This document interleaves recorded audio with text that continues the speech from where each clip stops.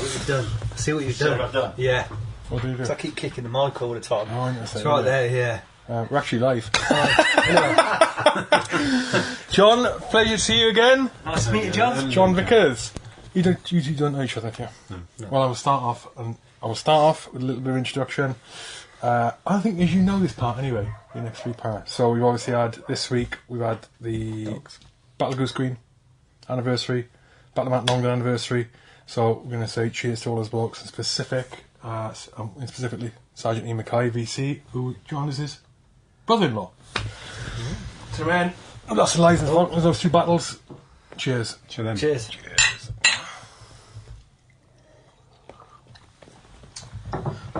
That hard stuff. Yeah. You've got to stop giving me gin. You've also bought Box of tricks. a box of tricks. You've got a million questions. I know you have. You've got a million questions because Jared knows something. In Jared's head's going, right, he was talking about this guy, and it's astronauts, space, something about diving. He doesn't quite marry all that. What are you building? So we're building the world's largest pool, Jared, to cater for the offshore energy industry, oil and gas, renewables, ostensibly wind power, and then through robotics, human physiology, and the world's first commercial astronaut training centre. In the UK. Pretty impressive. Especially when you consider. And that's in the box. You'd be surprised what you can shrink these. Yes. Especially when you consider you are ex-Queens Regiment, correct? I used to get this wrong all the time. It used to hate me.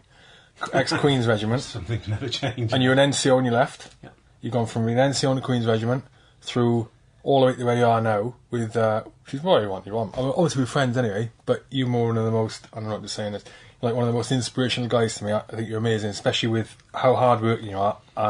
You're mental, but how hard working you are. Don't end the sentence on that word. Right?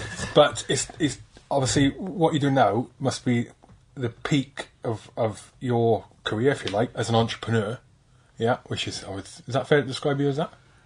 Yeah, I think so. Yeah, I mean, because you've had successful businesses before, and all the way through, haven't you? And you've been part of successful businesses, and you've been part of big companies and been in successful roles where you've made a big change to those places. What I don't know about you is your time from Queens Regiment to the Blue Abyss point. What happened? So when you got out. Just explain that part of it to me. When were you in? So I joined. So Ian got killed. 82. I was doing my. I think we were doing my mock O levels or something, and I got a call just before we went in to do one of the exams, and the school secretaries came in and said, at the end of this, you just got to wait behind. Your mum's going to pick you up. And I thought that's a bit unusual. I used to walk the sort of 3 miles to school and 3 miles over. I thought that's a bit unusual. Okay, so I did the exam. And then I went outside, and there was my mum. I just literally got in the car, looked at her, and she said, "I have to tell you, Ian was killed." I was like, absolutely floored. We were really close. I was ready to join with him. Emotionally, he felt like a father figure and a brother to me. So I did another year, and then I started doing sixth form. And for whatever reason, some things you just fall into a pattern. And perhaps I've already talked about it. But I just started going along to the local careers office, which was in Bury St Edmunds in Suffolk. And before I knew it, I got subsumed into the process of joining up. So I could have perhaps stuck at my A levels, and perhaps I talked about I'd love to do my A levels, join as an officer. Never happened. So I joined the county regiment. I went along to RCB, regular commission, no, RCB.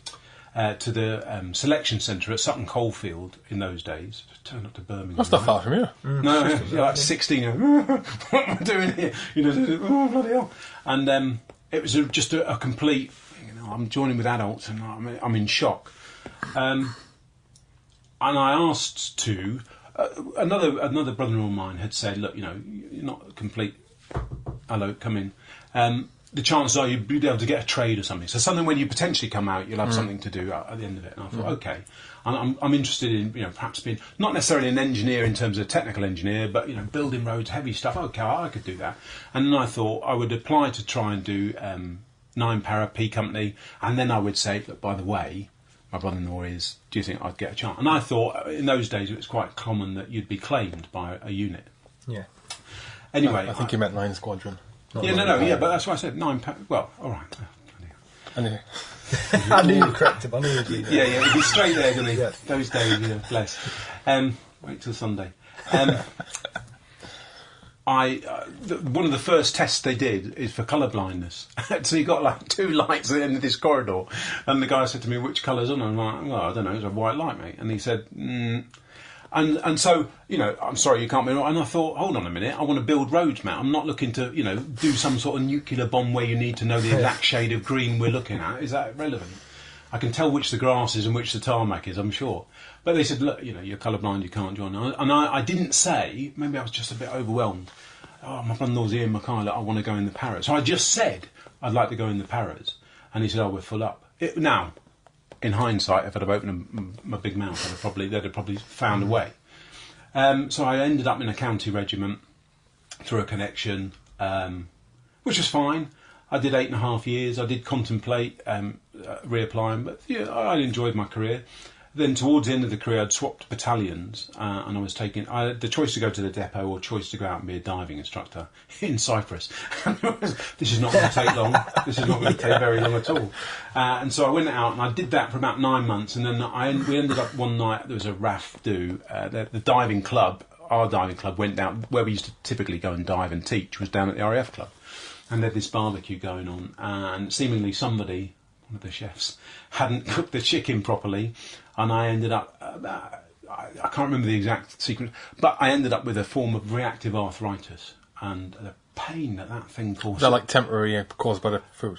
Yeah, it was a reaction because although I've got O positive blood, there's certain antigens in your body. Everybody's got a slightly unique profile. Even if you're a relatively common blood group, you've got these different. And so the poorly cooked chicken might have caused Jared a bit of an upset stomach. It happened to react with my antibodies, and my left ankle. Sheesh, the pain! I've got to tell you, that was it was a killer chicken.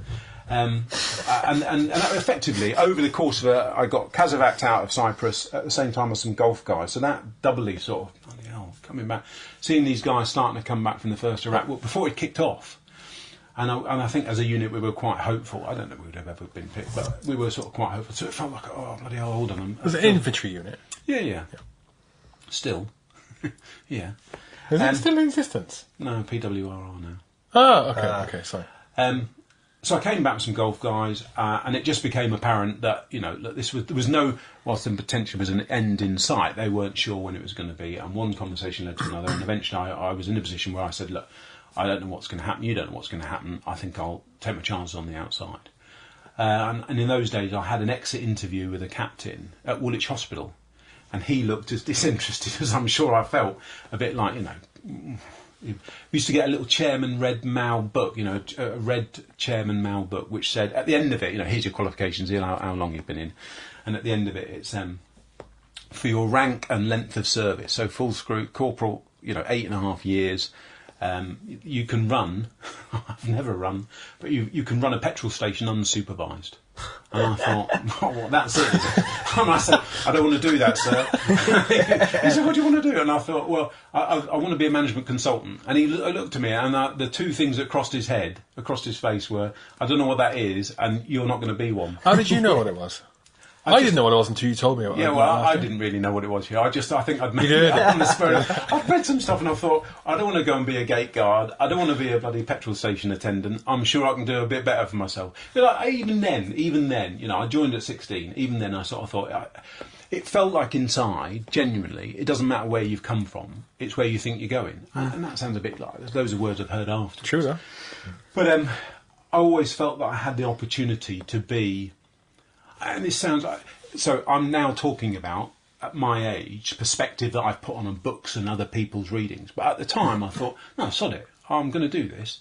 I should have written to him, because in that first year I got the gig, and I ended up... In fact, I did one particular stint for somebody else. I charged like 300 quid for an hour.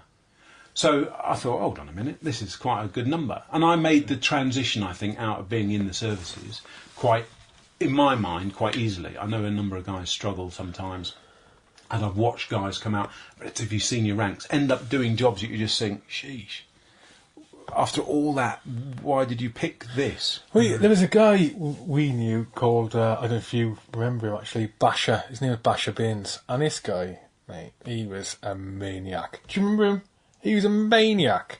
And he was one of these guys went through ranks. I think he got out as like a WO2, possibly a W1, but I think it was a WO2. And he ended up as one of the army's like most experienced interrogators, and it was like an interrogation when he was in like 3-pound, right? But then you think he's doing that the enemy, the gloves are off, and that's what he was awesome at and what he did. I think he ended up going doing it down at special units and things like that. And he got out to be a postman, but like his choice, because didn't want any responsibility. Just give me that job. I'm going to plod along. Got money. I can save myself. That's it. Thumb up my ass. Loving it. And recently I know a guy that's done exactly the same. And then I knew a WO2 who got out and was a gate guard at Lydd and Hythe. And I know guys that were almost like, predicting I'm going to get out and be a range warden in Sennybridge. And I used to think, oh, there must be more to life than some of these career choices. I don't want to do that. And then, 24, 25. You're still young though. Yeah, exactly. There's still a lot I want to do. So I ended up doing this management consultancy for a number of years. I wrote the leadership and management development program for some big companies. I didn't necessarily go out and tell them or tell the firm I was working for, this is what I was. Let me loose, will you? But I thought, hold on a minute. I think it's just a matter of perspective. I think the army taught me the same things that it taught people at much senior level, to a greater or lesser extent. It's the way I think you apply the knowledge and the delta between, right, what have I been taught and what can I see people doing? Can I make the leap? Can I close the gap here? So I did that for a couple of years. And then it was a coincidental meeting with somebody I knew, and actually a TA guy from the Marines. And he said, look, I'm working at IBM. Would you like to come and have a chat about a job? And I thought, wow, okay, that's a bit, that's a step up. So I went and interviewed, and thankfully I got the job. A steep learning curve, project management, but on the job. And actually, I'd almost talked in the past about being a project manager. The force is always project management. Where have you got to be? At what time? What kit do I need? It was a project management mentality. What I realised in Civvy Street was that civilians want you to have had experience before they'll give you a job. Yeah. In the military, you do the CARDA, you pass, the CO's got you doing the job. Where I don't know what I'm doing, but the CO says I better be doing it well. So I thought, hold on, I can apply this. So I used to talk as if I'd already done it. And at IBM, I got this job, and 18 months after I joined IBM, I was running that team. And I thought, oh, okay. And I was very fortunate, coincidental maybe, nice guy at the right time. I got an opportunity to get headhunted to General Electric, the American company, in what was really my first pure sales role. But I didn't want to be a sales guy. And I went and looked after Sainsbury's as a client for this particular part of GE for a year. And again, good luck. They wanted us to keep the account, and I said, look, I'm just going to manage the client. I'm not going to try and sell them anything. I said, if they like us and we're doing a good job of looking after them, they'll buy stuff. And a year later, we'd not only kept the account, but we'd doubled what we were doing. We'd increased the service. So that it all went very well. And I thought, I'm on a roll. I got a promotion. I got another promotion 6 months after that. How old are you at this point? I was probably about 27, 28. It's like rapid. Yeah, I was very lucky. And then they went and sold the company, and I didn't want to go where they'd sold the company. So I went off, and I had taken an idea that I'd started in GE as a team. This e-business was all sort of the flavour of the month. And myself and a couple of other people started a business. And naivety...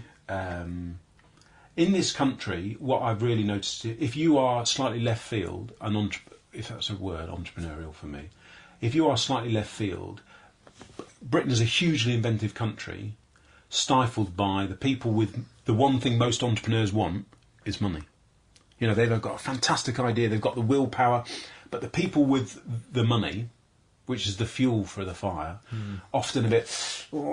in America, and I know this is generalising, in America I think it just looks much, if not easier, there are more people prepared to give you a chance. So we started this business, we got a lot of traction, but at the same time an awful lot of, sucking of teeth and stuff. But in the end, IBM, where I'd worked, didn't take over my company per se, but they took over the initiative that we'd started and we'd been to brief them about, and they ended up with something remarkably similar to what we were doing. Perhaps not as competent, perhaps not as advanced as we were predicting.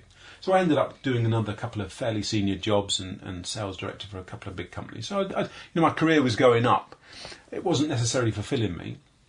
And I eventually ended up working with another guy who was an out-and-out. He'd never really worked in a big company. He was just an out-and-out entrepreneur.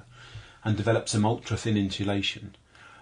Where I thought we needed something to show people, he was more convinced, and that he was being advised by people that I didn't really agree with the advice, was, look, we just need to sell the idea. And I said, the trouble is, then it's just an idea. And I was trying to tell this guy. Anyway, we sort of went our different ways. But I got some funding to continue the idea that I'd pursued, and we managed to come up with some prototypes. But we came to a point where it was the big financial crash, 2008, 2009. And what that taught me, and what I think I've learned in the latest company, is you just got to be sheer, doggedly persevere. And I think the time, the lack of funds, the stress of it all, and I thought I've just caved in a bit. Went and worked for some other people again, and more successful career sort of thing. But it just never really fulfilled me. I never felt like I want to be working for you. I'm working my tush off, and I always felt that people would take advantage of it. They'd be smiling at you, and that it was in their power to give you the one thing that they really could give. It's a bit of money. Yeah, thanks very much. You're doing a fantastic... You saved me. Let's sort this out. And that was never... wasn't doing it for that. But I felt that people are very keen on the outside world to take advantage of you. Because the one thing, inside, they can't give you a bonus, but they can recommend you for a promotion. They can put you forward and you get a CEO's commendation. Whatever it is, you know what those rewards are going to be. Outside, the one thing you work hard to do is some recognition, and somebody could say, thanks for doing that. You saved the company some money, you saved my bacon. And I wasn't getting it. And again, I just thought, sod this. So I'd had an offer, I'd resigned from a company, had an offer to go somewhere else. That fell through. And I went and interviewed for another company with a CEO lady, got on really well. They didn't get their funding, and I just turned around to my wife and I said, I can't go back to the city. I've had enough of trolling up and down on that train line to go to a job that I've got to look like I'm enthusiastic about, and I frankly can't stand I can't stand the people. I'm pretending. And I said, look, I've got an idea, and she said, well, what's the idea? And I told her, and she said, say that again, I think you said big pool. And I said, well, I did. But to her credit, she went, oh, OK then. And 4 years later, nearly, we're on the cusp of big things, as I say. Not in the box. I was going to say. What is in the box then? Should we have a look at what's in the box? Would that be nice to have a look? I don't think what we won't be able to do is get everything that's in the box. I only got this yesterday. Actually, I had a previous version of this, but it didn't quite work. And so I'm the going to company have to describe this for people who listen. Yeah, So most so people listen to this, believe it or not. Fancy packaging. It's very nice packaging. Fancy right? packaging. So That's a the black first bit- box. It says Lunar on the side. Bit of know. a clue. That's not Mars, Jared. No. That's not Mars. Lunar means... It's a company called Lunar Pro, and I have to say that with one conversation with them, Astro Reality are the company actually, and Lunar Pro is the product. One conversation on the phone that Hugh and I had started a conversation with them, and I told them what we were doing. We were going to have this kick-off event, and actually what we want to do is get young people going out on behalf of the company. There's a bit more to explain about, but I said one of the things I think that would just make a difference is what you've got. So they sent me this, and I had an idea about what I thought it would be, but when I got this through the post, so it's this black box, right, and then you get, and it doesn't weigh like, but that's a scale replica, It's like a three-dimensionally, scale replica of the moon. so it's 3D printed of the moon. Oh, I've seen the video of this. And isn't that that's it, just, like- when you actually get it, right, Look at that. it's like a grapefruit size thing, and it weighs. But interesting enough, one of the promo videos that somebody does a bit of, talking about... It's not just that. Like, there's more to this. What's it? Yeah. Well, crack it open. Yeah. See what's It's Easter egg. it's like a gobstopper. It's not yeah. There's many layers. But there's somebody that does a recommendation of this, and I watched the video thinking, are they going to sort of poo-poo it a bit? But this planetary scientist who studied the moon for 20 years she says in this video, which was the thing that made me want to talk to them, she said, to the very dark patches, she'd put her fingers over it and she said, but why is it all bumpy? And then she said, do you know, for the first time I think that's lava. Huh? And that three-dimensional model told this planetary scientist who's been studying the moon for 20 years, it told her all the bumps more about it. to what's in the moon. Yeah. It's exactly. But with this, Exactly. with this Craters. with this moon, they got an app, right? So on the phone, on the app on the phone, you hold this goes in a stand. You hold your camera over the moon, and it'll for example show you where the tracks were of Apollo the lunar lander from Apollo 11, 17. 17, Well, right? And then it'll show, and then you can click onto it, and it'll show you a little video, and it'll give you information. It'll tell you the names of the creators, so you can move this around your hand, and on your phone, it's right. It's just fantastic. I mean, when you look at that, you just think, wow, it really gives you a bit of, that's what it looks like. So as Hugh's saying, I mean, I loaded the software, and you hold the camera so that this fills the icon it's got on the camera, and then it shows you all the different craters and the names of the craters, and then some of them where the Apollo 11 landing point, Apollo 12, Apollo 15, Apollo, all the Apollo missions that landed on the moon. But with the Apollo 11 one, when you click on it, so you click on the iPad or iPhone screen, and it does it for Androids, you click on it and you watch a little movie on your screen of a space capsule, and then the lunar lander leaves. Comes down, lands, then the lunar lander lands on the moon In the right spot. and they walk out. And two astronauts first Neil Armstrong walks out, and then Buzz Aldrin, and they plant a flag.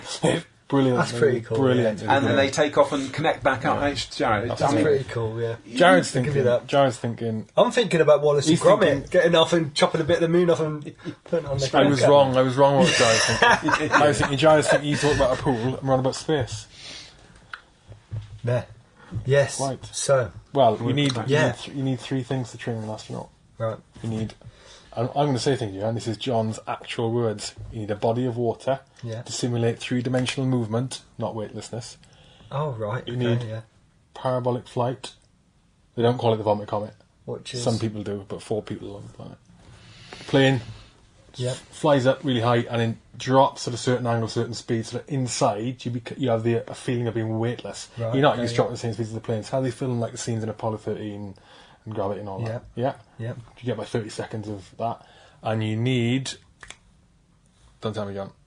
Oh my god. A body of water, parabolic flight. I need long arm centrifuge, human centrifuge. You know James Bond, who sits in there in one of those films and he goes round and round and round and round. That's a long arm, or human centrifuge, also known as. 3 things. So the big body of water. That's where that's what we do. comes from. That's what you do. Oh. We digressed a massive amount there. Yeah. What was your career transition like? Going right back. Because obviously now you have depending on how long you're in for, you get like 6-7 months of certain courses and things that are in. You get a 3-day course, a career transition workshop. When you got out in what year? I got out at the end of 91. So what was it like then? So I had this interview, got my little red chairman mail book. Thanks very much, I'm off. And I because I was getting medically discharged, I got the opportunity to go on and choose a course. And so I went back down to Aldershot, to Browning Barracks. Petrol station course. No, yeah. Customer service. And there was get this. They said it was like an introduction to business. I mean, bear in mind it was 6 weeks long, and I was supposed to live in I don't know, I think there was an RCT depot because there was no room at Browning. I said, I'm not staying here. I got my mattress out and shoved it back at the storeman and said, look, I'll drive in each day. But it was an introduction to business where you're supposed to, in 6 weeks, go from being hello, what's going on, to being able to supposedly run a business. But in that 6 weeks, I have to say, it gave me quite a good appreciation, finance, but it was very good. But in hindsight, there wasn't a real lot to it. And in a way, in 6 weeks, how do you take something that's been in the army for 8, 10, 15, 20 odd years and turn them into a businessman? It really was, if you look back on it compared to, I think, what the opportunities are now, it was just a real sort of, look, we'll touch on this. There won't be an awful lot of, forgive the pun, There's no formal qualification from it, No.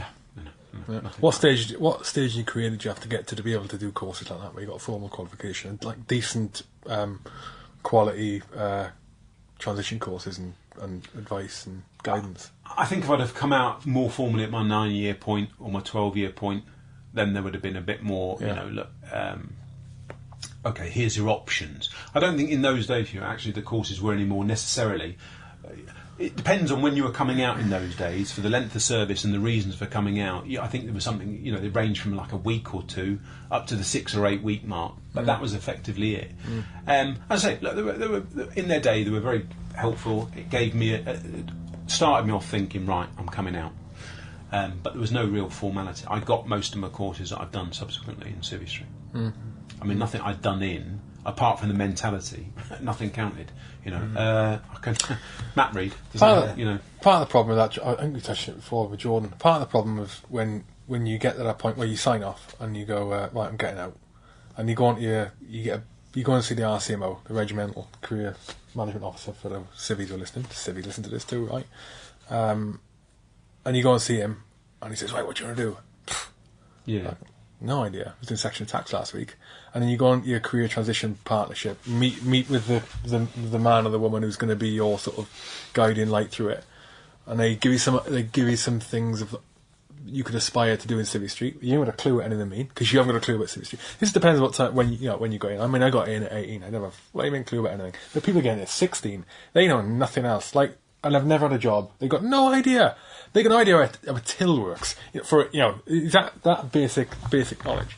And so then you're tasked with.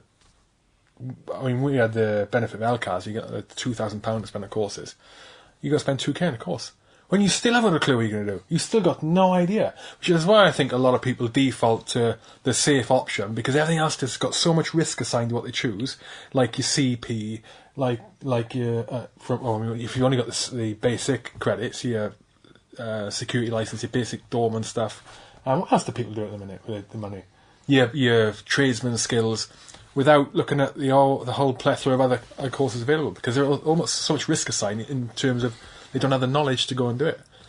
That's a very, and I think, Hugh, that was, I joined at 16, and I'm lucky in that I think because of the way that I came out, after a point in time, I think I was just peeing them off in the hospital so much, they let me go home on something they called recall leave. So effectively I was 1.1 of a grade from being, right, you're out anyway, P7, L7. At one point they another unit got me in and said, right, you're going to be a ranged duty officer, and I said, hold on, I can't even walk properly, how do you expect me to...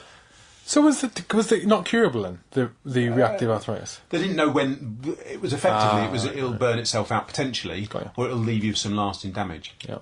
And I said to the doctor that eventually signed me off, I said, look, Mum, is it 6 months, 6 weeks, 6 years? What? And she said, we don't know. And I thought, well, look, and I went back and I got a bit of advice, and they said, look, just ask. And I said, I don't know what's going to happen, you don't know what's going to happen. I think I'm still young enough that I can make a difference. I think I can mentally make the transition. And she was very accommodating. She said, look, when do you want to come back for the chat? And I thought, OK. But I had no idea what I wanted to do. But during the period that I was at home on this recall leave, because I wasn't fit for anything else, I'm going to go back to the depot and, I wasn't going to be a storeman. And I thought, hold on a minute, come on. I've just turned down for the chairman Mal bit, off to a petrol station. I'm not going down to be a bedding storeman.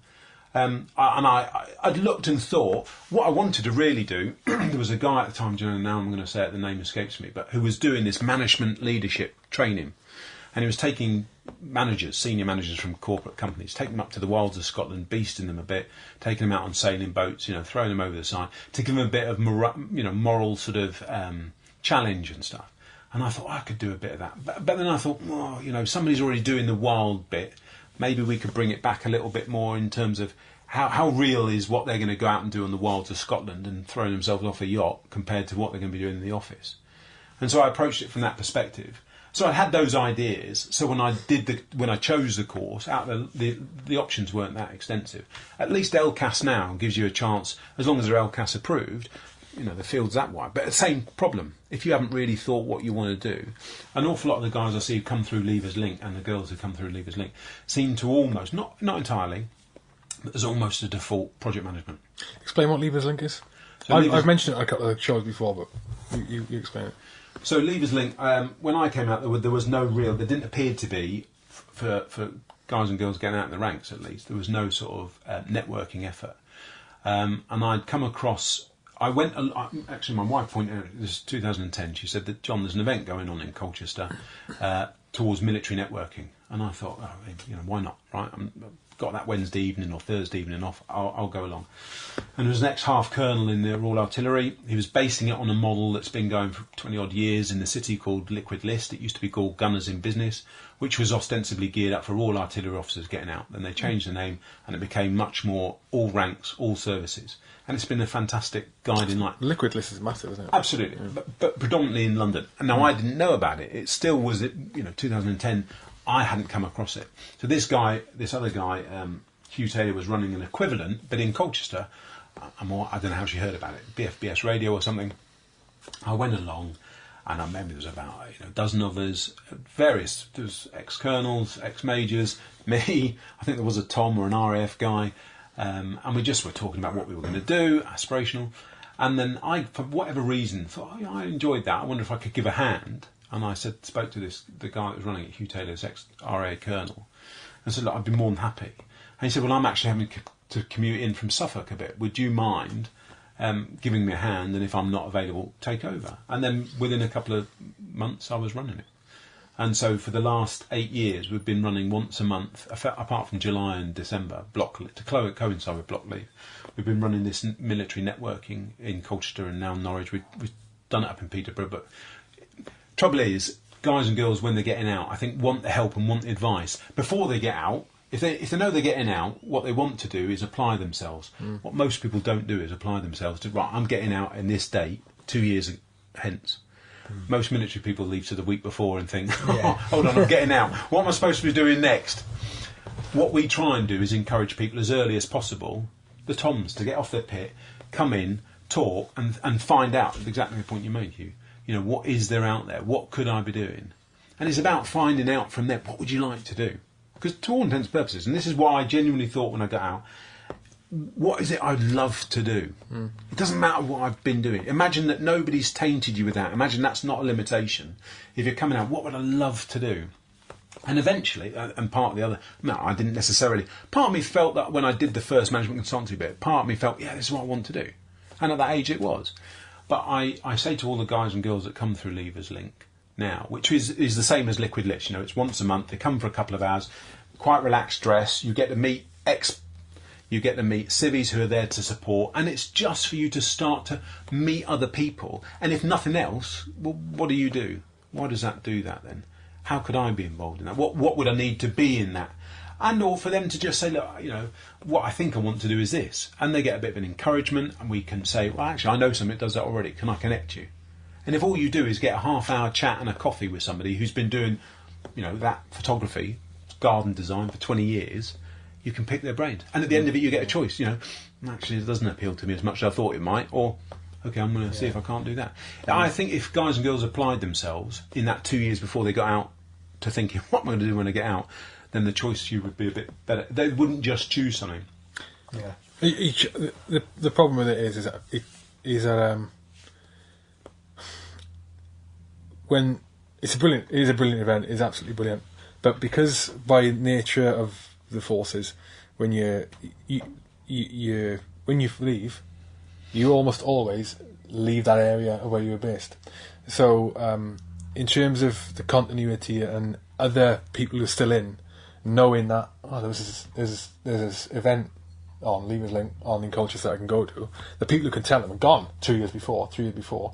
So the continuity of information, it doesn't always get the best support in terms of vocal support within the units. That's not because I think it's bad. It's flipping brilliant. If it was up to me, I would make it mandatory.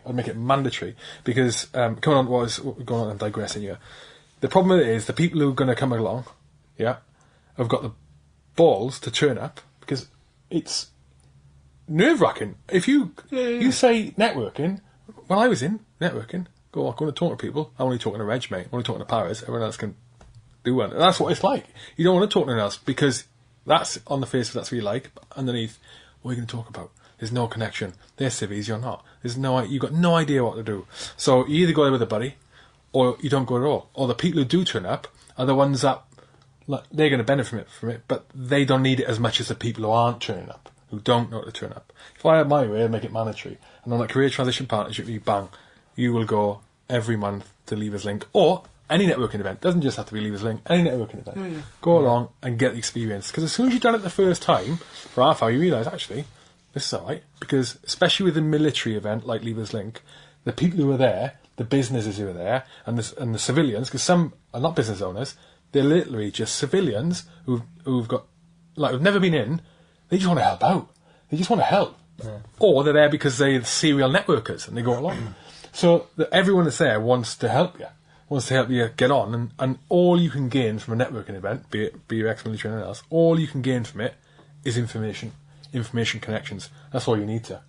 Because you don't get anything without knowing people. Flat out. That's the way it works. That's exactly right. And I think when you tell the guys and girls that come along and the Toms that come along, 65%, Harvard, an American university, did a study and it said 65% of all jobs that people get is through somebody they know.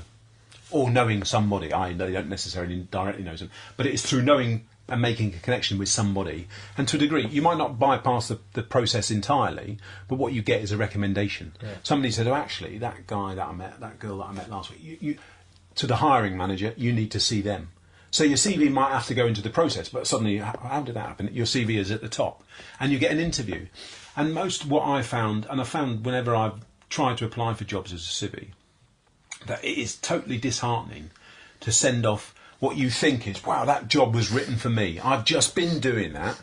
That job was written for me. I've been earning that money. They'll give me a job. So you write a fantastic letter, you tell them, you don't even hear back. Yeah. And I must have written 1,500 letters over my time. And I've had some fantastic jobs, but when I've been banging out my CV, and then you just think, why don't these people have the decency to say, thanks, but... Yeah. And that, for a lot of ex-guys and girls... Soul destroying. Yeah, it is. When I sent my CV off to the CP companies when I first started out, just didn't hear anything back. Yeah. Like you said, it's soul destroying. Because you don't know what you're not doing right. Yeah, exactly, yeah. No one's there to help you or anything. But in fairness, on the other side, the amount of applications they must get, they can't apply, but it's that gap. Well, how do I understand it? But, again, we come back to that. How do I it's targeting. It's like targeting. What I started doing is, if I saw a job, I saw that company, I would go down the rabbit hole of trying to find out who the recruiters were, trying to find them online, trying to find it, because their emails would be on there online somewhere. If I knew their names, I'd try their first and last name and then the company domain, and then I'd try to find some associate with them on LinkedIn if I could. Then I'd try and befriend those people. Who should I speak to? Get the phone number. And before I even sent the CV, where I could, because you can't do it all the time, is drop an email, phone them up. All right, saw this job, I'm going to drop your CV. Because even just having a phone call with them, they've heard your voice. That can be enough. You've got two CVs in front of you, and they're both identical, right? Identical in every way, all the qualification, all experience, and one person you spoke to on the phone, and he or she sounded all right. I can tell you now they're going to choose. They're going to choose the one that they spoke to on the phone and he sounded all right, because the other one hasn't got a clue. They haven't got a clue. They haven't got a clue. Yeah, there's no rocket science as network. It is a bit of a... But when you say that to the guys and girls, I'm sometimes, I think when people come along, especially the Toms, you get off their pit and you think... And Hugh made some good points. Some of the guys and girls that need it most... I'm a bit nervous. And you can see them hanging back at the back of the room. Once they get welcomed in and you talk in a way that makes them think, oh, hold on a minute, you obviously know were you in? And there's a bit of comfort. You get them in a bit of a crowd and they get talked to by somebody that wants to help them. They get that, oh, hold on, I can talk to these people. They're not here to sort of have a go and put me on a pedestal and make me look stupid. They're here to help me. And then you can give them a bit of education. Networking isn't a science, and then some people actually drop out after that one meeting. They think, oh, this is easy, and they don't realise. But networking is about making connections, but in a way that's not, look, right, here's my CV, I've done that. No, here's my CV. You've got to make connections and demonstrate that you're that bit of consistency. Because if you keep coming back, I mean, we don't advertise jobs. We're not a job advertising board, but there are companies that come along and offer jobs. If you've just made the effort to come next week or next month, you'd have probably heard, hold on a minute, I could have had a job. Yeah. But, a lot of service personnel do themselves no favours because they don't attribute enough, 65% of all the jobs you get because you know somebody. There you go. If that alone taught you, I better get to know a lot more people then. Yeah. And then the other thing is keep turning up. Because the day you don't turn up is probably the day that, oh, I don't know, I could have had a job there, but I couldn't be bothered to go. Mm-hmm. It's easier to just lounge in the pit or go down the Fox or something. I'll tell you the one I'm thinking about it is that you said about the guys that hang back. It's that the way you interact at those events is completely the opposite, or the way you begin interaction with a person or a group of people is completely against any etiquette or like manners that you would do anything else. So, for example, if I was to walk into a pub or a bar or a cafe, and there was 3 people stood there, so I do a bit of networking, yeah. I have to walk up to a group of 3 people and go, "Right, I'm Hugh." what are you doing? It's like, but that's what you meant to do. But because those Toms who walk up, or sergeants or RSMs, and they turn up, and they again, and the highest ranks hang back. They've been in the whole time. They sit there because they're thinking, well, they're waiting for someone to come and talk to them. Yeah. And they're thinking, I can't go and talk to people because I've got no connection. I've got no what I'm going to do. But you can. People expect you to walk up. People expect you, and it's not. You sometimes I know you will do it. I'll do it. If you see those guys hanging back, you'll go down and try and bring them in. But it's not always going to happen. Just walk up, be rude, say, "All right, you 3 power." That's one of those things when you're actually there. You go, "Oh, that first time, I was going to go to the toilet," and then never come back. That's right. You just sneak out. Yeah, sneak out. I'm sure, Hugh, but you're unusual because most people look and think that's a window licker. But whoa, not very PC, John. Not very. Well, I don't know what you mean, mate. I mean, you just look like a guy that licks windows. Right? But most people, Joe, won't do that, right? Most people aren't Hugh. But that is the sort of, most people are, and I understand that, right? I understand that sort of, this is not my usual comfort zone. You put a load of guys and girls in, on the first night of a cadre or something, or rock up and sign in for the course starting tomorrow morning, mucking, all right, and you get your pit assigned, and we're just, it is the same. But now it's slightly, you're wearing different clothes and you don't know.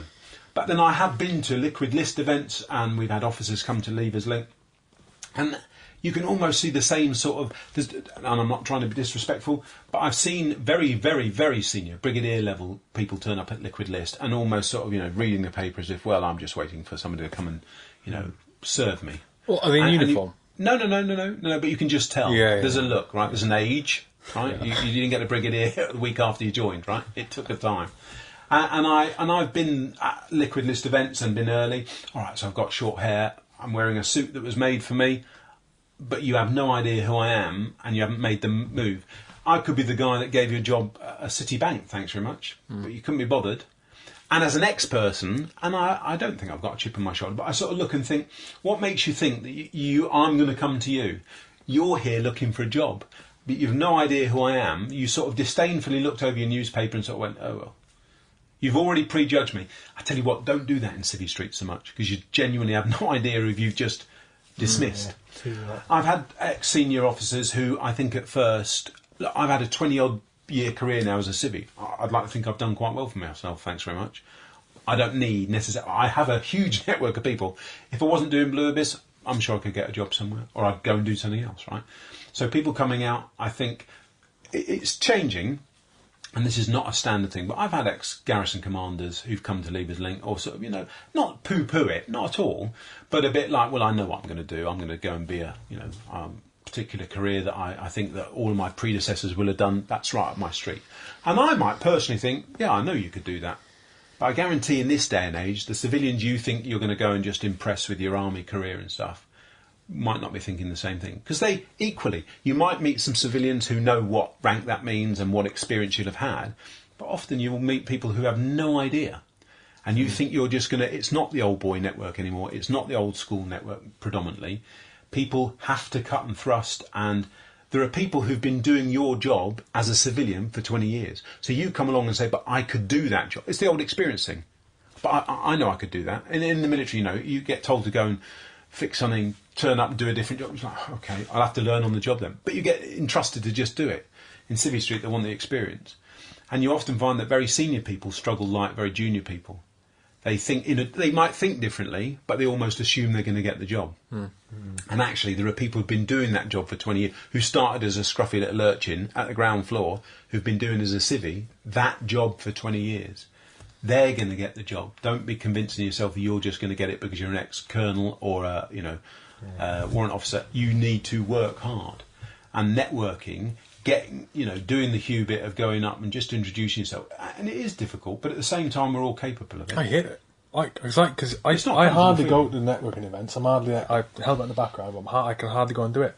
And when I do go, I have to, because it's that skill fade, and that I stand and think, I have to force myself to go and butt in because I feel like an idiot doing it. I think, and then you have to remind yourself, hang on, it's all right. I'm here. I'll just flip in, bull in the china shop, and go and start talking.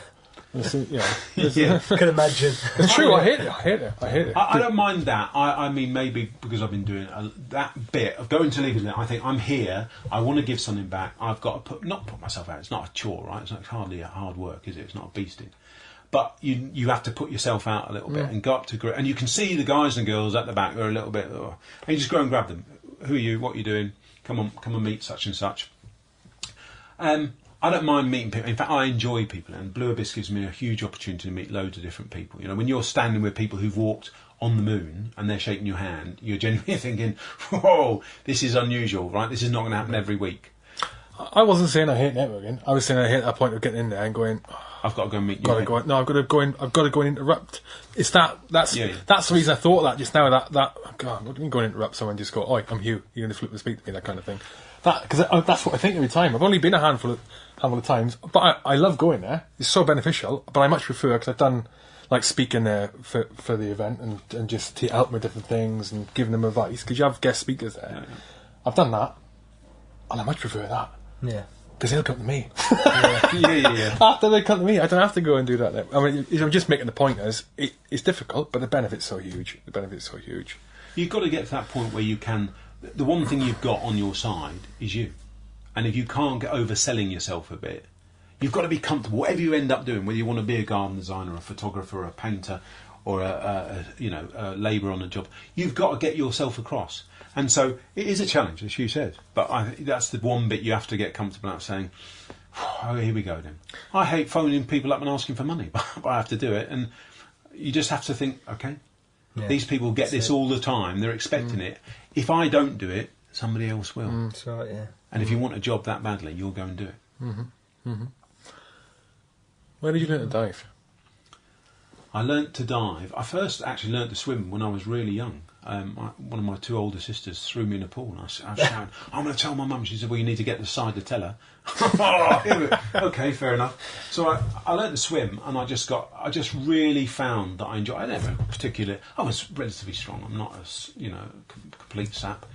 I enjoyed swimming, and I enjoyed getting underwater, even with nothing, even in the sea, eyes stinging. I just used to love that feeling. But it wasn't actually formally until I'd gone to my first posting in Jib, and they said, choose an adventure training course. And I said, oh, go on then. I'll do caving.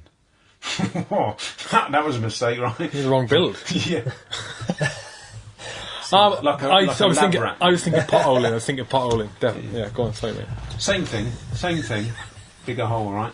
Well, you're right. I was not. No, this is not for me. After the first couple of days, and there were bigger units than me getting through the gap. So you obviously think, hold on, it's obviously possible. But you're in there, and you're just thinking, this is not natural. Why would you put yourself in a position that if you've never seen somebody go through that particular tunnel or gap, and the way they have to twist and dislocate their shoulder, you think, hold on a minute, I'm going to get stuck. And in 1,000 years, there'll be my bones, in a heap. Oh yeah, that guy couldn't make it through. He got panicky.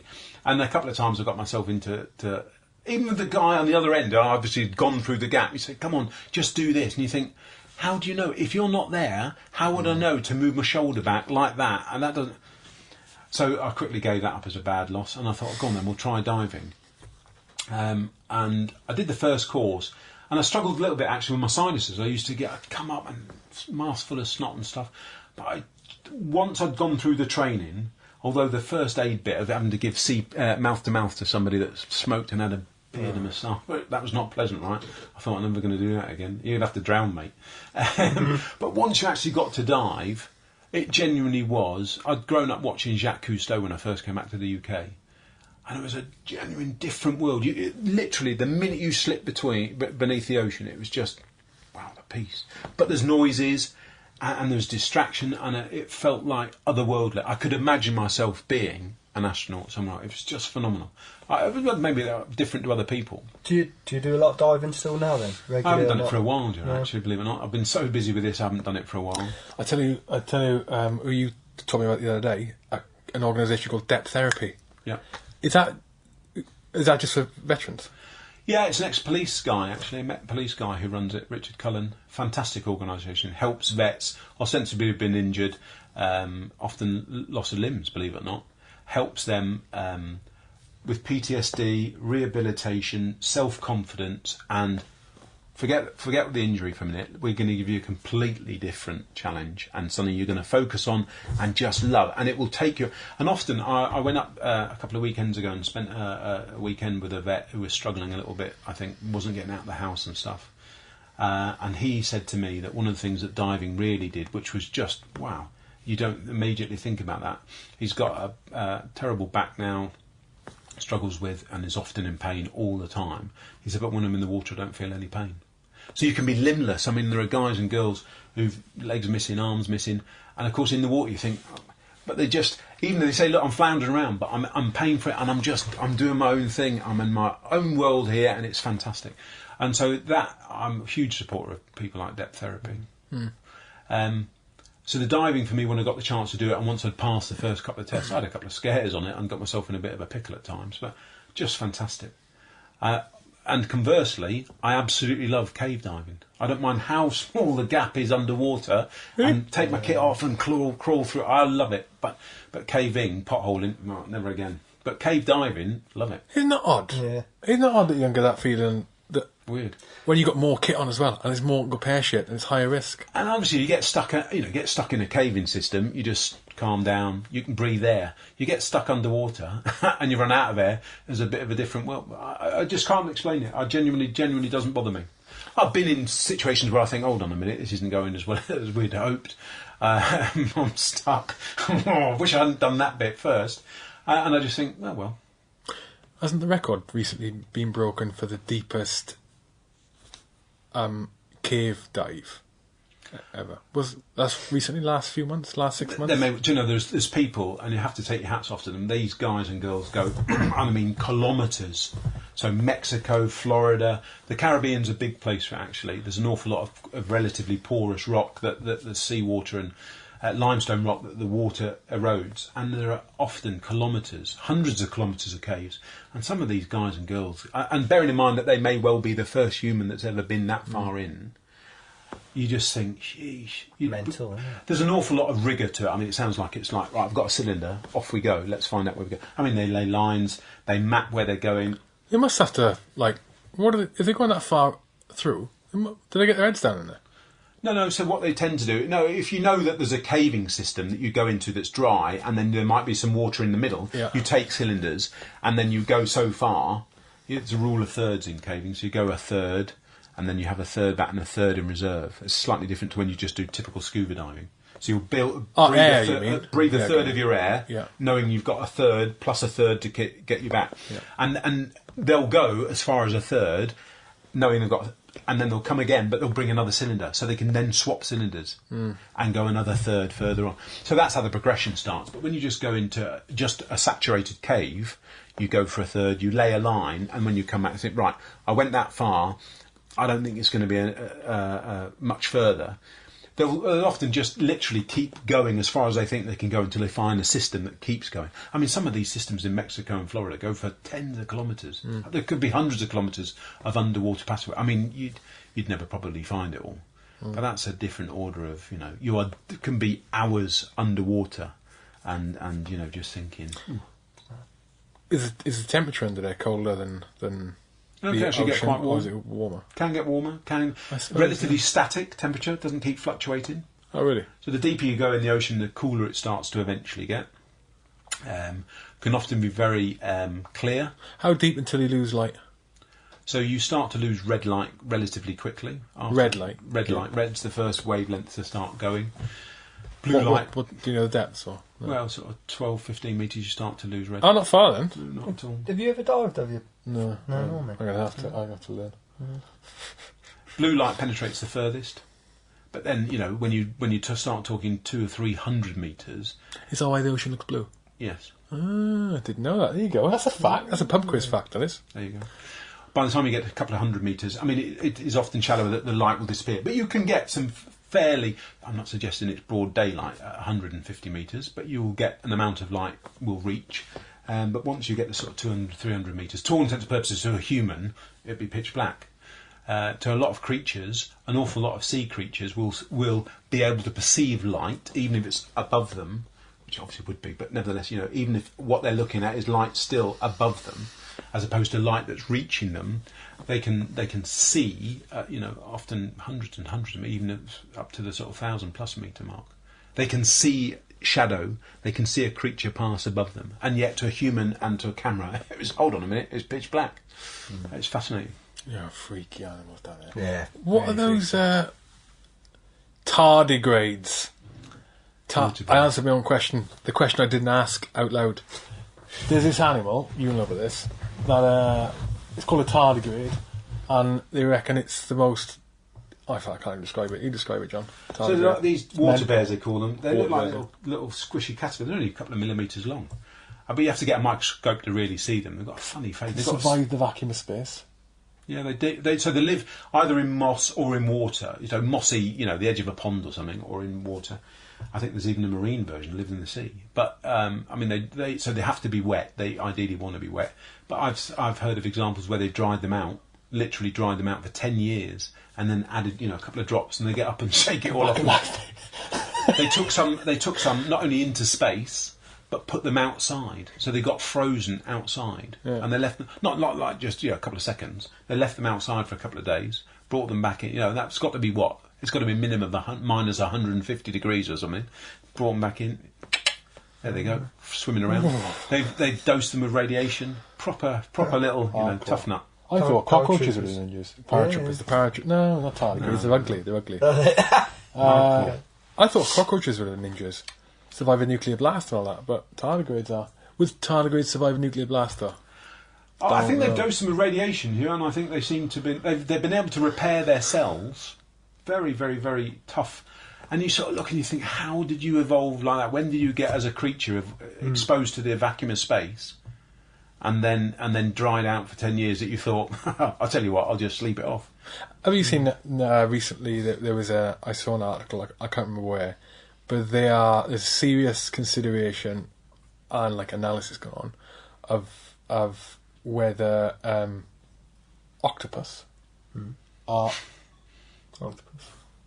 of this earth, or are they alien life that came here as amoeba type cells thousands, millions of years ago. A meteorite came in, these life forms were on there into the ocean and evolved to become octopus. Have you seen that recently? Yeah, I saw the article. I didn't go and properly read it all. I think it was in the Daily Mail. Yeah, do you think? Yeah, maybe.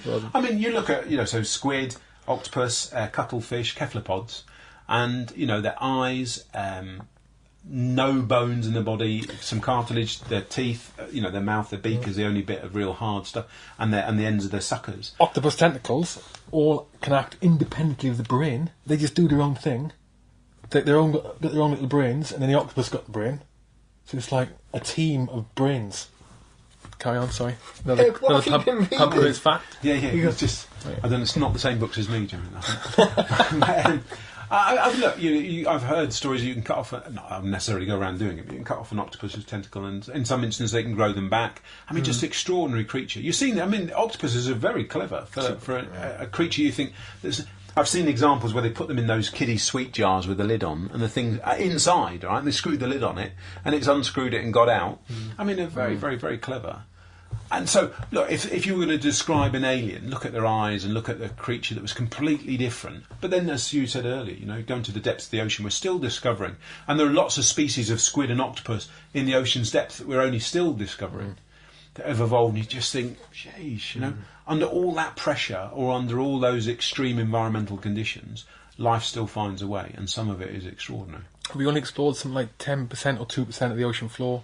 something I think tiny, isn't it? Yeah, 5%, 6%. I mean, No idea. It's mental, really. It's got So no you can get idea your head about it. around it, isn't it? Yeah, the but vast you amount look at of some it. of those deep. I do it quite regularly because it's mental, like the deep sea creatures, and you'll get like octopus with all spikes and lights on them. It's like something out of the abyss. Remember the old film? It's like something like that with real stuff.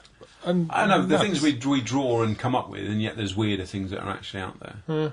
I mean, there's been more people on the surface of the moon than there has. Not that a human could go to the bottom of the Marianas Trench, the deepest point on Earth, but there's been more people on the surface of the moon than have been down to the deepest point on Earth.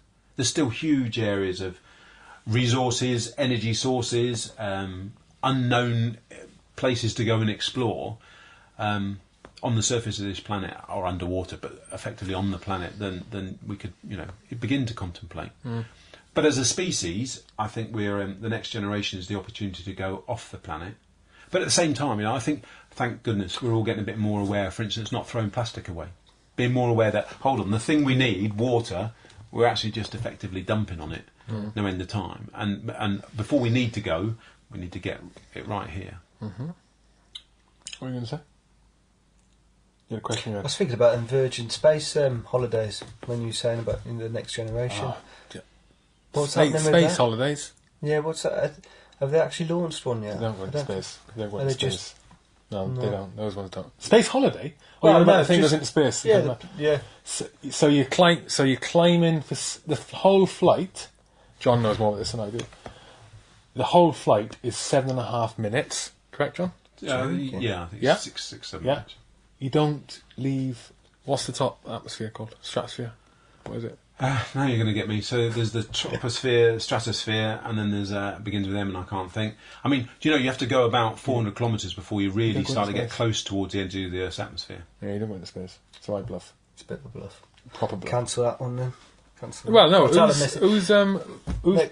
Why did you? Were you planning on it? Yeah. Me and the missus were thinking Because it about was it. quite cheap. It's quite cheap. It's like 250k. Yeah, to go on the Virgin Quite Galactic cheap. experience is 250,000. How long have you been saving for? How long have you been saving for? Still saving. Who came up with your logo for Blue Abyss, Flying Fish? I've got to say, it was a firm in Colchester, Silk Pierce, and we didn't have a logo. We just had the name Blue Abyss, and then we went to them and said, look, I went and had a chat with the owner, Jack Pierce, and just said, what we're trying to do is show how water is the link between on the planet and off the planet. And they came back with this logo, and I thought, that's eventually it completely has grown on me. Yeah, I think it's it's one of the few creatures that can go from. For people listening, John's got a logo of Blue Abyss on his shirt, and it's like a silhouette of a flying fish, but it's not cartoony, but like drawn, so it's not an actual picture. And it's got droplets of water coming off it as the flying fish is coming out of the water, and then stars in the background. It's quite cool. You have to go on the Blue Abyss website for that. And for everyone's information, I was actually eating flying fish March this year in Barbados. Flying fish sandwich. Now we feel really bad for the flying fish. Were you? Harry, hold on a minute. Did you have the wings on? They're selling flying fish, yeah. Basically, off the shores of Barbados, there's loads of them. Basically, loads of them. If you're out in the boat tonight and you have a little swim in the sea, you bang the top of the water. They all jump out. You catch Yeah, them? no. But anyway, they net them, and They net them in the air. At every restaurant, there's flying fish. They net them in the air on the water. No, when they trawl them or whatever, isn't they? Yeah. I don't know. Actually, smack the water. Should and be make netting them them, wouldn't they? They'd be all jumping out over the top, wouldn't I they? know, I was thinking Yeah. that. What do they taste like? Nice, very nice.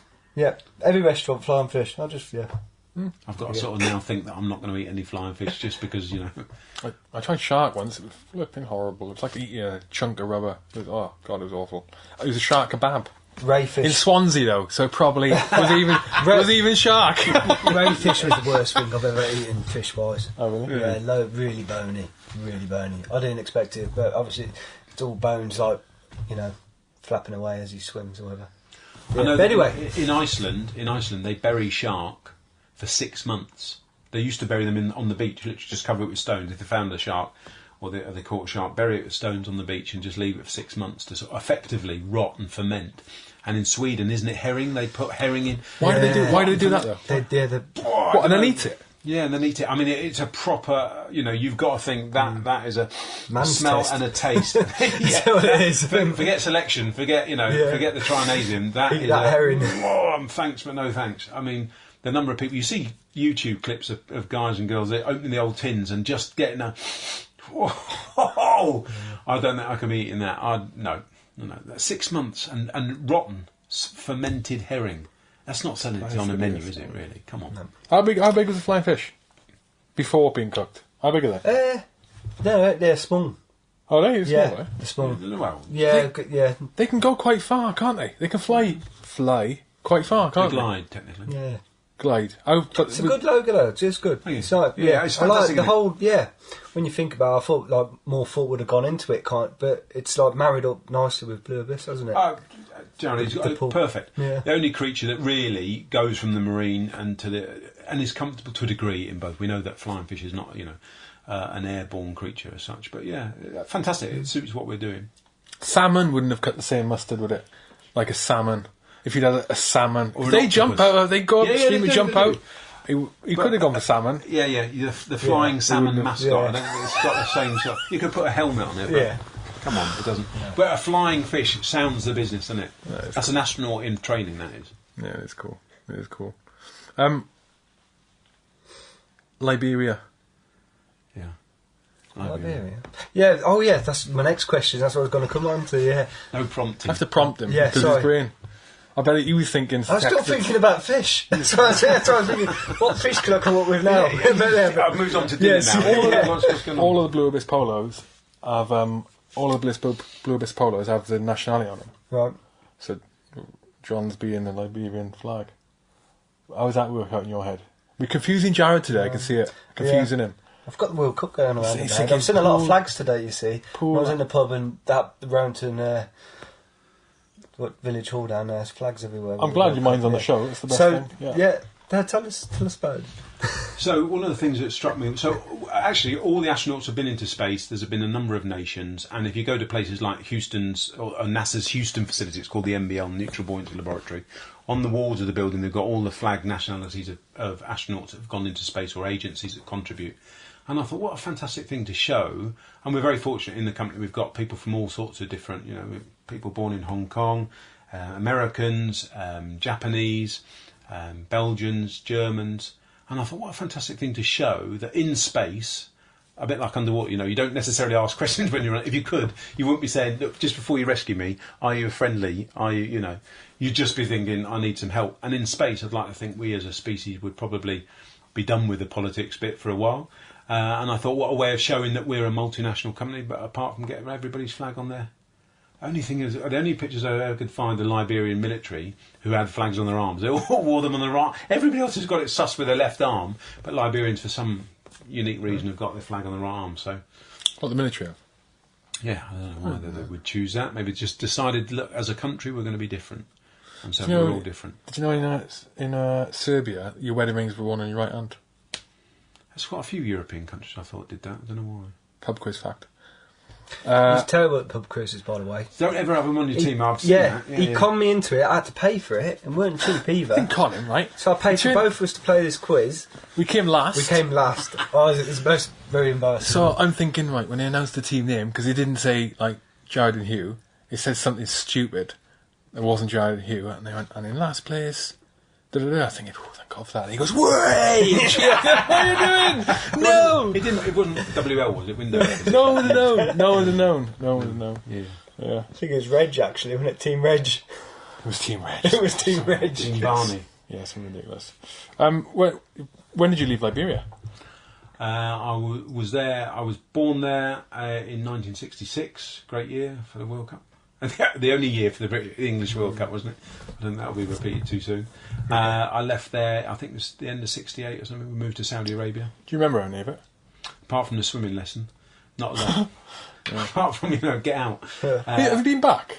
No. I'd like to go back, actually. Now, do you know there's an ex-footballing world champion who is who's the president of Liberia. And just before that, it was a woman. So, after all the issues that they suffered under Charles Taylor, they've now got their act together. And then you went to Saudi. I forgot Saudi that. Arabia, yeah. I saw my first public flogging as a 3-year-old. Really? Yeah, that'll stay with me. refereed a football match. I think it was something about blonde hair and being male that sort of got me away with, right, you can referee this football match. I don't know how that happened. Actually, I was still in the crowd and they gave me the whistle, I just blew it. Got chased by a dog when I was a kid up some loads of flights of stairs. Rode a horse without a saddle. You know, the things that stick out that are probably really traumatic, but you look back and think, oh, I made it. And we moved to Bahrain. So I grew up in the Middle East. I actually really found those Arab people, for me, I could speak Arabic, so it was quite easy. If you're a boy rather than a girl, it's easy to sort of intermingle. Yeah. I had a lovely time out. I love the people, love the food, love the heat. And then my father got killed out there, so we came back in 74, the middle of 74, to this country. Which I found interesting, difficult. Mm. What age were you then? So, what, 10 then? No, just 8, 7.5, 8. Were you... Did you go to school in... So, did you have, like, primary schools in Bahrain? Yeah. How does the school system work? Yeah, same as here. You know, yeah. So is it? It was more of an American system, actually. In Saudi Arabia, I went to kindergarten, which is the same as nursery. In Bahrain, I was still young enough to go to kindergarten. Then you do juniors. Has it got a big American influence, Bahrain? Yeah. Yeah. There was. Even then, there was. So I didn't know what a supermarket was. We used to go to the commissary. What's that?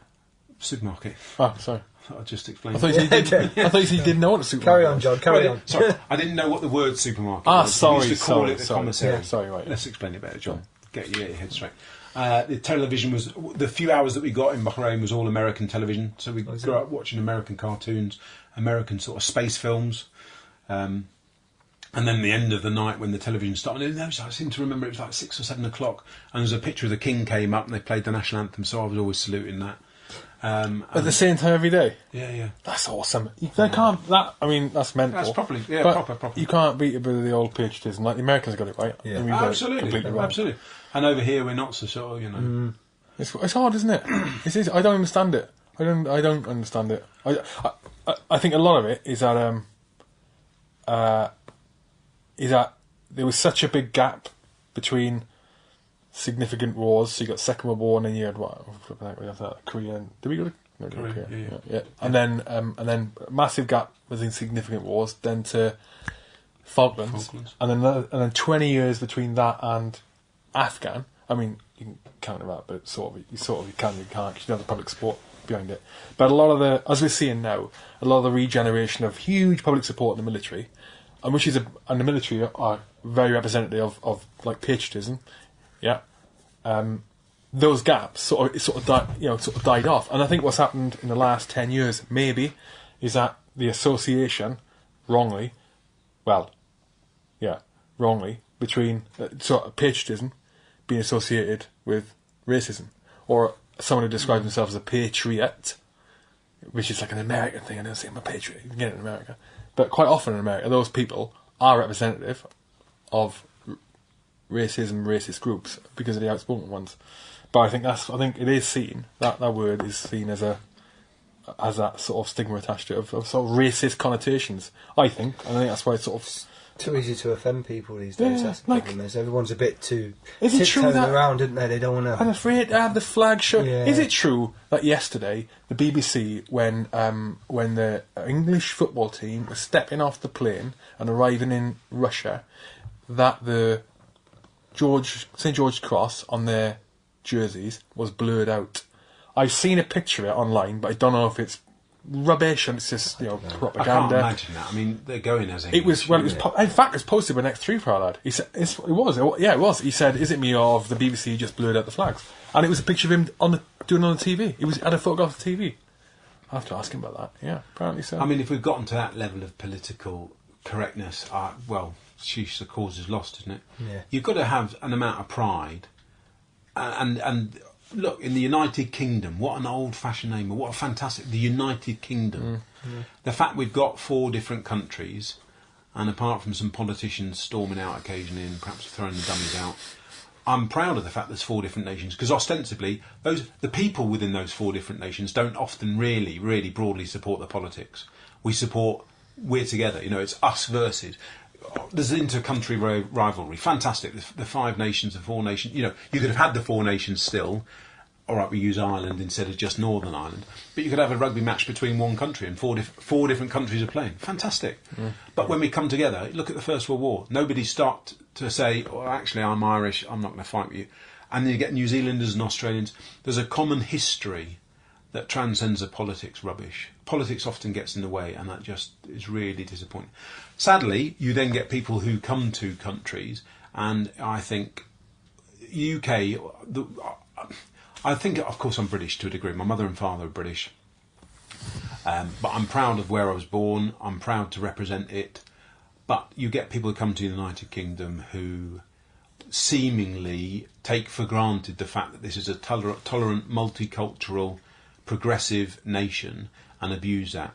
Is that their fault, though, for taking what they can be provided, or is that our fault, as in, I'm going to say government fault, and when I say government, I'm not saying the party's in place now, it's government bust. When a party when the Labour Party replaced the Conservative Party, everyone in the government and all the systems down don't change.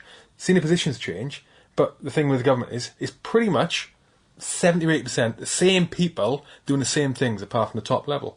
You know, it's like changing out if you changed out if you change out the CEO in a company and then all the directors and then maybe the key department heads. Still the same company, doing the same thing, but over time some of the decisions change. What I'm saying is, so is it the fault of... I digress there, no, Jesus. Jesus. Is it their fault coming in and going, oh, I can get this, and taking it, or our fault for providing it? Do you know what I see in America? I see a much more democratic, the people, and there's some big lobby groups in America, you know, Rifle Association, National Rifle Association, as one example of where power's been concentrated in a lobbying group who then influence.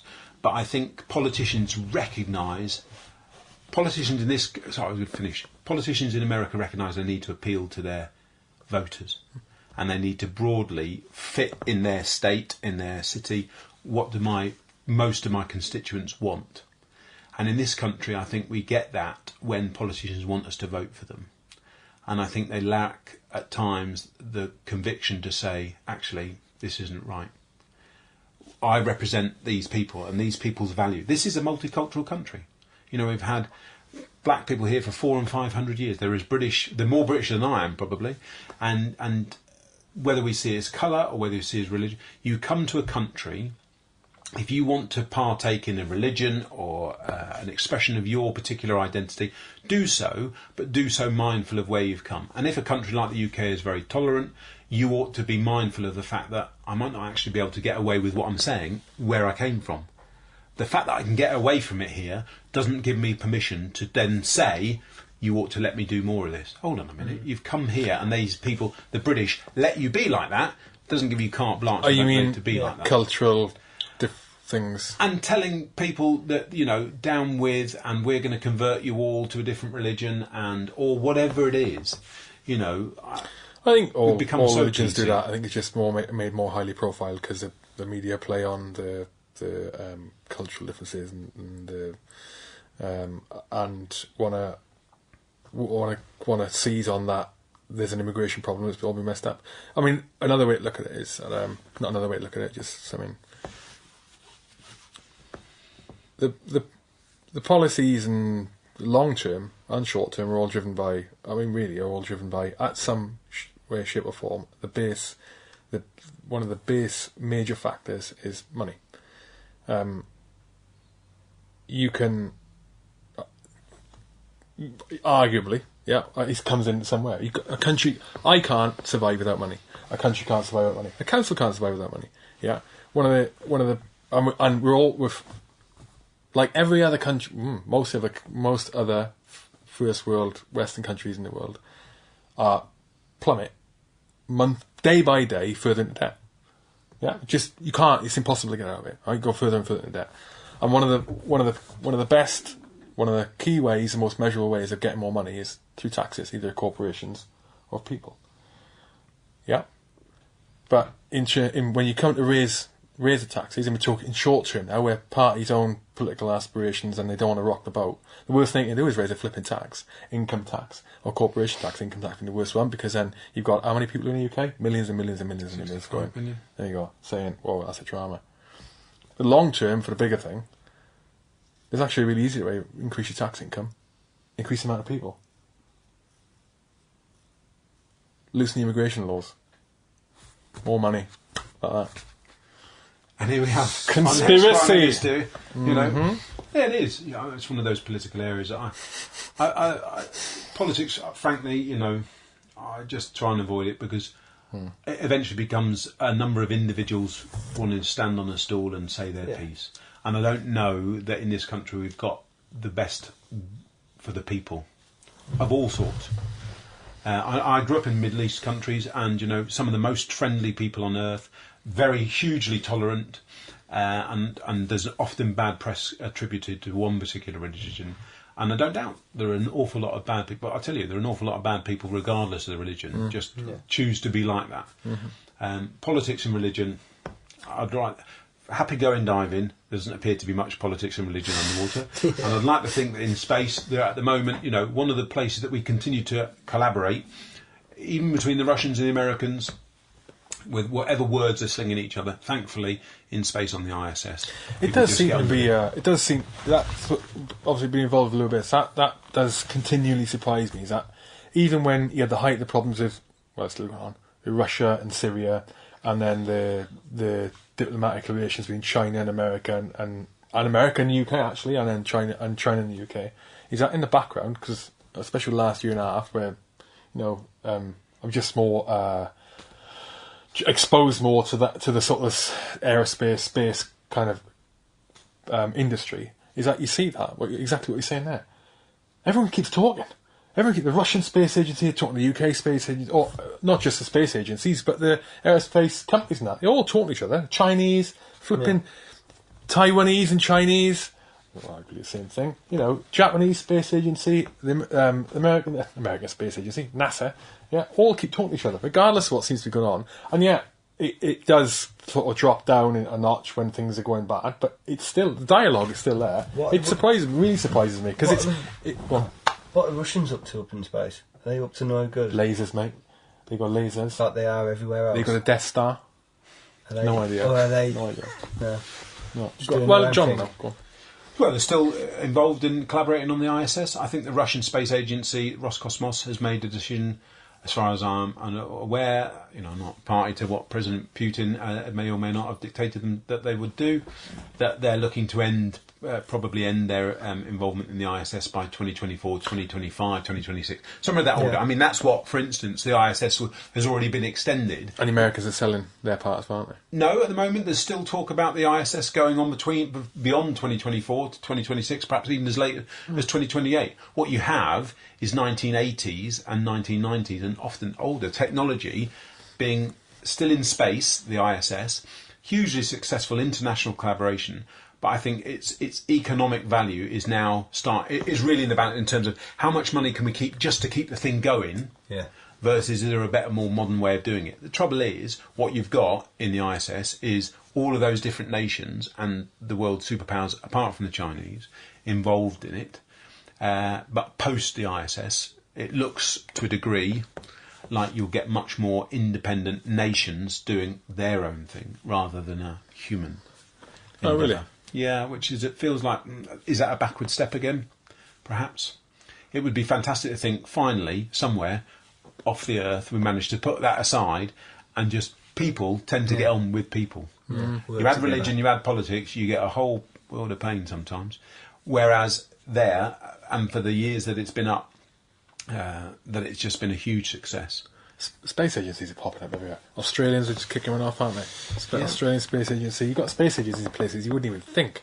There's some of the smallest countries in Africa which you'd never heard of. You know, you think I didn't know that country existed. Space agencies, mate. Everyone's getting into it. Nigeria have just got one kicked off, haven't they? Going into the CubeSat and satellites. Am I right in saying that? Was it Nigeria? I believe so. I know that Liberia hasn't got a space agency at the moment. I'd like to think that will change. Keep putting their flag up. That might help. You could be helping with that, mate. Yeah. I'll happily send you off to the moon. I'll take him with me. Only one of us is coming back.